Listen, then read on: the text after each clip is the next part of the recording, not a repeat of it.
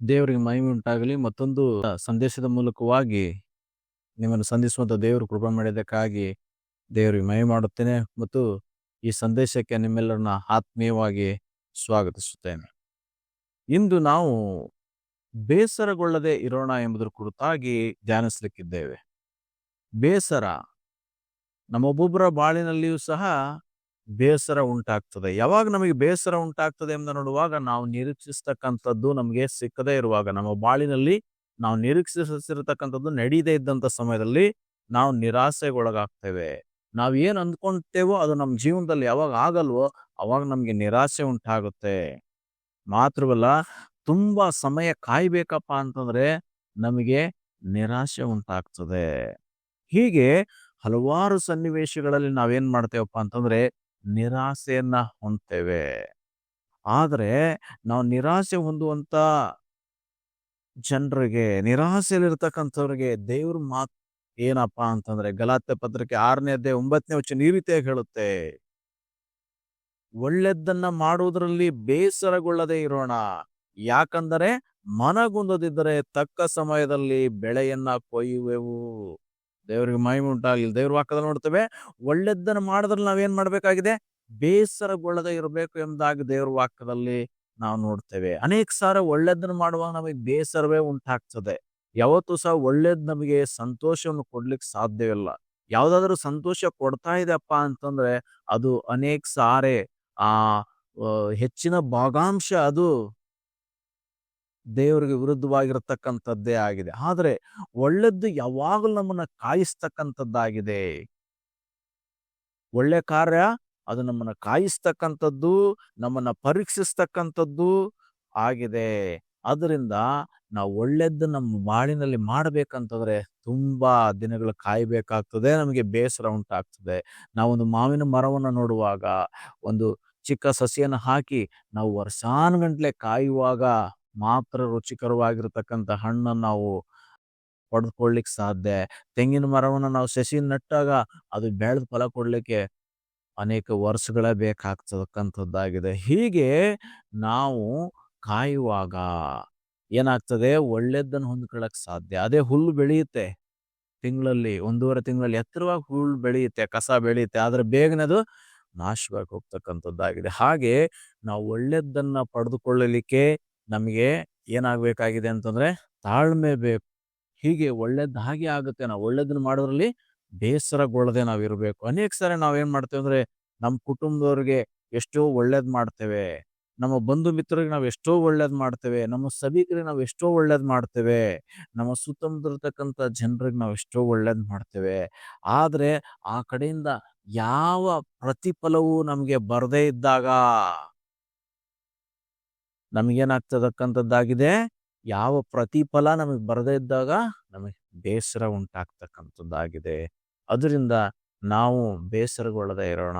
ಯಾಕಂತಂದ್ರೆ ಬೇಸರಗೊಳ್ಳದಿದ್ರೆ ತಕ್ಕ ಕಾಲದಲ್ಲಿ ನಮಗೆ ಫಲ ಸಿಗ್ತದೆ ಎಂಬುದಾಗಿ ದೇವ್ರ ವಾಕ್ಯದಲ್ಲಿ ನಾವು ನೋಡ್ತೇವೆ. ಇವತ್ತು ನಾನು ನೀವುಗಳು ದೇವರಿಂದ ಕರೆಯಲ್ಪಟ್ಟಂತ ಉದ್ದೇಶ ಒಳ್ಳೆದನ್ನು ಮಾಡೋದಕ್ಕಾಗಿ ಕರೆಯಲ್ಪಟ್ಟಿದ್ದೇವೆ. ಅದರಿಂದ ನಾವು ಒಳ್ಳೆದನ್ನು ಮಾಡೋದ್ರಲ್ಲಿ ಬೇಸರಗೊಳ್ಳದೆ ನಾವು ಇರಬೇಕಾಗಿದೆ. ಉದಾಹರಣೆಗೆ ನಾವು ನೋಡುವಾಗ ವಿಲಿಯಂ ಕೇರಿ ಕುರಿತಾಗಿ ನಾವು ನೋಡ್ತೇವೆ. ಇವತ್ತು ನಮ್ಮ ಬೈಬಲ್ ನಮ್ಮ ಕೈಯಲ್ಲಿ ಸಿಕ್ಕಿದೆ ಅಂತಂದ್ರೆ ಅದು ಅದರ ಹಿಂದೆ ಶ್ರಮೆ ಪಟ್ಟಂತ ವಿಲಿಯಂ ಕೇರಿ. ವಿಲಿಯಂ ಕೇರಿ ಅವ್ರು ಏನ್ ಮಾಡಿದಾರೆ ಅಂತಂದ್ರೆ ಇಂಗ್ಲೆಂಡ್ ದೇಶದಿಂದ ಭಾರತ ದೇಶಕ್ಕೆ ಬಂದ್ರು. ಇಂಗ್ಲೆಂಡ್ ದೇಶದಲ್ಲಿ 1761ರಲ್ಲಿ ಅವರು ಜನಿಸಿ, ಒಂದು ಬಡ ಕುಟುಂಬದಲ್ಲಿ ಅವ್ರು ಜನಿಸಿ, ಅವ್ರು ಏನ್ ಮಾಡಿದಾರೆ ಅಂತಂದ್ರೆ ಭಾರತಕ್ಕಾಗಿ ಸೇವೆ ಮಾಡಬೇಕು, ಭಾರತಕ್ಕಾಗಿ ಏನಾದ್ರೂ ಒಳ್ಳೇದ್ ಮಾಡ್ಬೇಕೆಂಬ ಭಾರ ಕರ್ತನ ಅವರಲ್ಲಿ ತುಂಬಿಸಿದ್ನು. ಅದರಿಂದ ಅವರ ಬಡತನದಲ್ಲಿಯೂ ಸಹ, ಅವರ ಕಷ್ಟದಲ್ಲಿಯೂ ಸಹ ಆ ಇಂಗ್ಲೆಂಡ್ ದೇಶವನ್ನು ಬಿಟ್ಟು ಅವ್ರೇನ್ ಮಾಡ್ತಾರೆ, ಭಾರತ ದೇಶಕ್ಕೆ ಬರ್ತಾರೆ. ಏನಕ್ಕೆ ಬರ್ತಾರೆ? ಭಾರತ ಜನರಿಗೆ ಒಳ್ಳೆದನ್ನು ಮಾಡೋದಕ್ಕಾಗಿ ಬರ್ತಾರೆ. ಇವತ್ತು ನಮ್ಮ ದೇಶದಲ್ಲಿ ಪ್ರಿಂಟಿಂಗ್ ಪ್ರೆಸ್ ಅಲ್ಲಿ ಬಂದಿದೆ, ನ್ಯೂಸ್ ಪೇಪರ್ ಓದ್ತಾ ಇದ್ದೇವೆ, ಇತರ ಪುಸ್ತಕಗಳನ್ನ ಓದ್ತಾ ಇದ್ದೇವೆ, ಬೈಬಲ್ ಓದ್ತಾ ಇದ್ದೇವಪ್ಪ ಅಂತಂದ್ರೆ ಇದ್ರ ಹಿಂದಿನ ಶ್ರಮ ಕಾರಣಕರ್ತ ಯಾರಪ್ಪ ಅಂತಂದ್ರೆ ವಿಲಿಯಂ ಕೇರಿ ಆಗಿದ್ದಾರೆ. ವಿಲಿಯಂ ಕೇರಿ ಅವರೇ ಮೊದಲು ಭಾರತ ದೇಶಕ್ಕೆ ಪ್ರಿಂಟಿಂಗ್ ಪ್ರೆಸ್ ನ ತಂದಂತವ್ರು, ಪ್ರಿಂಟಿಂಗ್ ಮಾಡುವಂತ ಮಿಷನ್ ಅನ್ನ ತಂದಂತವ್ರು ವಿಲಿಯಂ ಕೇರಿ ಆಗಿದ್ದಾರೆ. ಹೀಗೆ ಇವರು ಇಂಗ್ಲೆಂಡ್ ಇಂದ ಭಾರತ ದೇಶಕ್ಕೆ ಅವ್ರ ಕುಟುಂಬ, ಹೆಂಡತಿ ಮಕ್ಕಳು ಬರುವಾಗ ಏನಾಗ್ತಾ ಇದೆ ನೋಡುವಾಗ, ಬರುವ ದಾರಿಯಲ್ಲಿ ಏನಾಗ್ತಾ ಇದೆ, ಅವರ ಮಕ್ಕಳು ಅನಾರೋಗ್ಯಕ್ಕೆ ತುತ್ತಾಗಿ ಸತ್ತು ಹೋಗ್ತಾ ಇದ್ದಾರೆ. ಅದನಂತರ ಅವನ ಹೆಂಡತಿ ಸಹ ಅನೇಕ ರೀತಿಯಲ್ಲಿ ಮಾನಸಿಕವಾಗಿ ಅಸ್ವಸ್ಥಗೊಂಡು ಅವರು ಸಹ ತೀರ್ ಹೋಗ್ತಾರೆ. ಏನಕ್ಕಾಗಿ ವಿಲಿಯಂ ಕೇರಿ ನಮ್ಮ ದೇಶಕ್ಕೆ ಬರ್ತಾ ಇದ್ನಂತಂದ್ರೆ, ನಮ್ಮ ದೇಶದ ಜನರಿಗೆ ಒಳ್ಳೇದ್ ಮಾಡೋದಕ್ಕೋಸ್ಕರ, ನಮ್ಮ ಜನರಿಗೆ ಒಂದು ಕರ್ತನ ಪ್ರೀತಿಯನ್ನ ಹಂಚಲಿಕ್ಕೆ ಅವರು ಇಲ್ಲಿಗೆ ಬಂದ್ರು. ಹೀಗೆ ಬರುವಾಗ ಅನೇಕ ಕಷ್ಟಗಳು, ಅನೇಕ ನೋವುಗಳು ಅವ್ರು ಅನುಭವಿಸಿದ್ರು. ತಾವು ಹೊಂದಿಕೊಂಡಂತ ಎಲ್ಲವನ್ನ ಅವರು ಕಳೆದುಕೊಂಡ್ರು. ಹೆಂಡತಿ ಮಕ್ಕಳನ್ನ ಕಳ್ಕೊಂಡ್ರು. ಇಂಥ ಪರಿಸ್ಥಿತಿಯಲ್ಲಿ ಅವರು ತುಂಬಾ ಅವ್ರೇನಾದ್ರು ಅಂತಂದ್ರೆ ಬೇಸರಗೊಳ್ತಕ್ಕಂಥ ಸನ್ನಿವೇಶ ಬಂತು. ಆದ್ರೆ ಅವರು ಬೇಸರಗೊಳ್ಳಲಿಲ್ಲ. ಅವರು ಮುಂದೆ ಇಟ್ಟಂತ ಹೆಜ್ಜೆಯನ್ನ ಹಿಂದೆ ತೆಗಿಲಿಲ್ಲ. ನಾನು ಕರ್ತನಿಗೋಸ್ಕರ ಭಾರತದಲ್ಲಿ ಏನಾದ್ರೂ ಮಾಡಬೇಕು, ಸಮಾಜಕ್ಕೆ ಭಾರತೀಯರೇ ಮಾಡಬೇಕು ಎಂಬತಕ್ಕಂತ ಆ ಒಂದು ಕಾರ್ಯವನ್ನು ಬಿಟ್ಟು ಅವರು ಹಿಂತೆಗೆದು ಹೋಗ್ಲಿಲ್ಲ. ಅಯ್ಯೋ ನನ್ನ ಮಕ್ಕಳು, ನನ್ನ ಪ್ರೀತಿಸೋ ಮಕ್ಕಳು ನನ್ನಿಂದ ಹೋಗ್ಬಿಟ್ರು, ನನ್ನ ಹೆಂಡತಿ ಸತ್ತೋಗ್ಬಿಟ್ಲು ಅಂತ ಹೇಳಿ ನಿರಾಶೆಗೊಳ್ಳಿಲ್ಲ, ಬೇಸರಗೊಳ್ಳಿಲ್ಲ. ಒಂದ್ ವೇಳೆ ತನ್ನ ಮಕ್ಕಳನ್ನು ಕಳ್ಕೊಂಡ ನೋವಿನಲ್ಲಿ, ತನ್ನ ಹೆಂಡತಿನ ಕಳ್ಕೊಂಡಂತ ನೋವಿನಲ್ಲಿ ಆ ವಿಲಿಯಂ ಕೇರಿ ಅವರು ಬಂದಂತ ಉದ್ದೇಶವನ್ನು ಬಿಟ್ಟು ಮತ್ತೆ ಅವರ ದೇಶಕ್ಕೆ ಅವ್ರು ಹಿಂತಿರುಗಿ ಹೋಗಿದ್ದಿದ್ರೆ ಇವತ್ತು ನಮ್ಮ ಕೈಯಲ್ಲಿ ಇಷ್ಟು ಬೇಗನೆ ಆ ಬೈಬಲ್ ಸಿಗ್ತಾ ಇತ್ತೋ ಗೊತ್ತಿರ್ಲಿಲ್ಲ. ನಮ್ಮ ದೇಶಕ್ಕೆ ಇಷ್ಟು ಬೇಗ ಆ ಒಂದು ಪ್ರಿಂಟಿಂಗ್ ಮಾಡ್ತಕ್ಕಂಥ ಮಿಷನ್ ಬರ್ತಾ ಇತ್ತೋ ಇಲ್ವೋ ಗೊತ್ತಿಲ್ಲ. ಆದ್ರೆ ಅವ್ರೇನ್ ಮಾಡ್ಲಿಲ್ಲ ಅಂತಂದ್ರೆ ಎಲ್ಲವನ್ನ ಕಳ್ಕೊಂಡಾಗ್ಲೂ ಸಹ ಅವರು ಬೇಸರಗೊಳ್ಳಿಲ್ಲ. ಯಾಕಪ್ಪ ಅಂತಂದ್ರೆ ಅವ್ರಿಗೆ ಒಂದು ಭಾರ ಇತ್ತು. ಭಾರತೀಯರಿಗೆ ನನ್ನಿಂದ ಏನಾದ್ರೂ ಒಳ್ಳೇದಾಗ್ಬೇಕೆಂಬ ಆ ಒಂದು ದಾಹ, ಆ ಒಂದು ಮನೋಸ್ಥಿತಿಯಲ್ಲಿ ಅವರು ಇದ್ರು.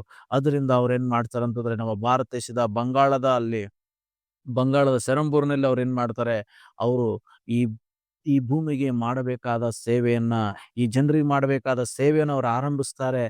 ಸೆರಂಪುರ್ನಲ್ಲಿ ಏನ್ ಮಾಡ್ತಾರೆ, ಅವರು ಎಜುಕೇಶನ್ಗೋಸ್ಕರವಾಗಿ ಕಾಲೇಜ್ಗಳನ್ನ ಓಪನ್ ಮಾಡ್ತಾರೆ. ಆ ಶಿಕ್ಷಣದ ಕುರಿತಾಗಿ ಏನ್ ಮಾಡ್ತಾರೆ, ಅವರು ಅರಿವನ್ನ ಮೂಡಿಸ್ತಾರೆ.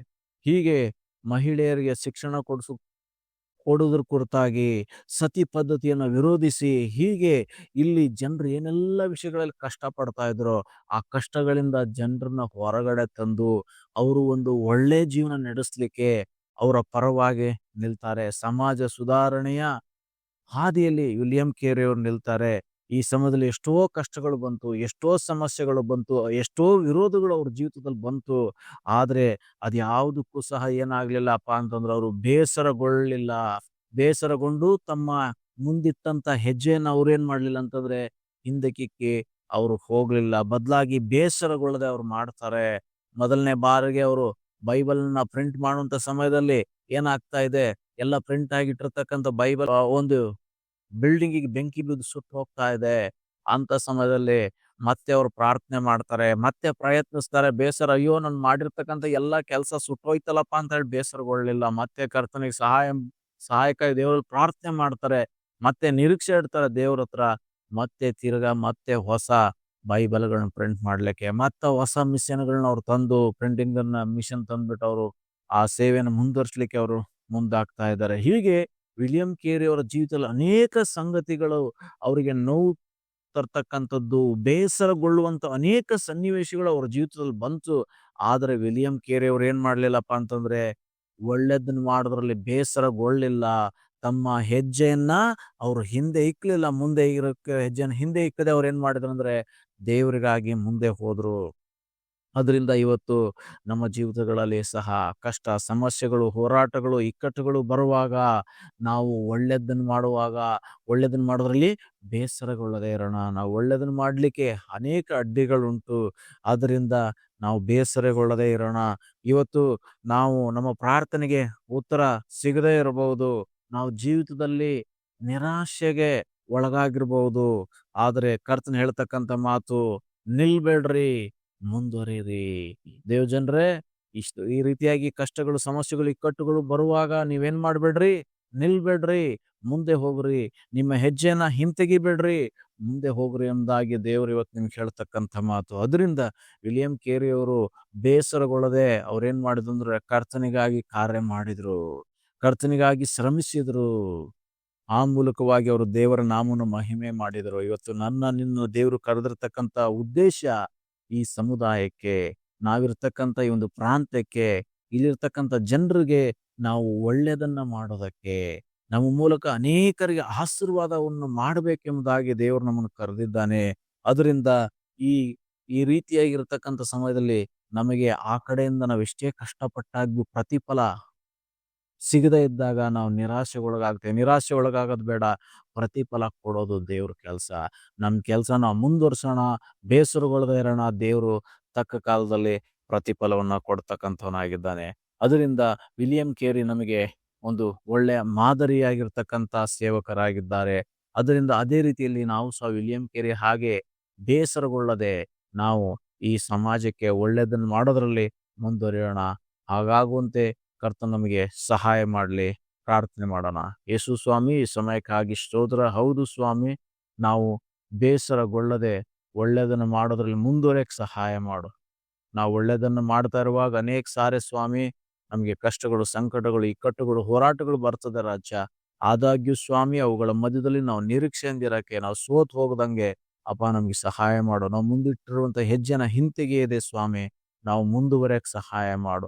ಯಾರೆಲ್ಲ ಇವತ್ತು ನಿರಾಸೆಯಲ್ಲಿದ್ದಾರೋ, ಯಾರೆಲ್ಲ ಇವತ್ತು ಕಣ್ಣೀರಿನಲ್ಲಿದ್ದಾರೋ, ನಾನು ಇಷ್ಟು ಕಷ್ಟಪಟ್ಟಿದ್ದೇನೆ, ಇದಕ್ಕಾಗಿ ಇಷ್ಟು ಕಷ್ಟಪಟ್ಟಿದ್ದೇನೆ, ಇವ್ರಿಗಾಗಿ ಇಷ್ಟು ಪ್ರಯಾಸ ಪಟ್ಟಿದ್ದೇನೆ, ನಾನು ಏನೂ ಹೊಂದಿಕೊಳ್ಳಿಲ್ಲ ಎಂಬತಕ್ಕಂಥ ನೋವಲ್ಲಿದ್ದಾರೋ, ಏನೂ ಪಡೆದುಕೊಳ್ಳಿಲ್ಲ ಎಂಬ ನೋವಲ್ಲಿದ್ದಾರಂಥವ್ರನ್ನ ಆಶೀರ್ವಾದ ಮಾಡು ಸ್ವಾಮಿ.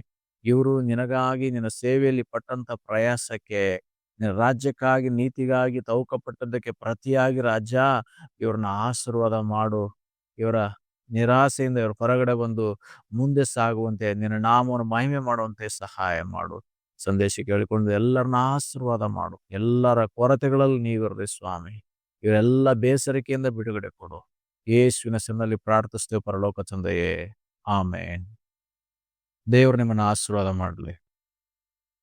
ಪ್ರತಿದಿನ ಬರುವಂತ ಈ ಸಂದೇಶಗಳನ್ನು ನೀವು ಆಲಿಸ್ಲಿಕ್ಕೆ ನಮ್ಮ ಚಾನಲನ್ನು ಸಬ್ಸ್ಕ್ರೈಬ್ ಮಾಡ್ಕೊಳ್ಳಿ.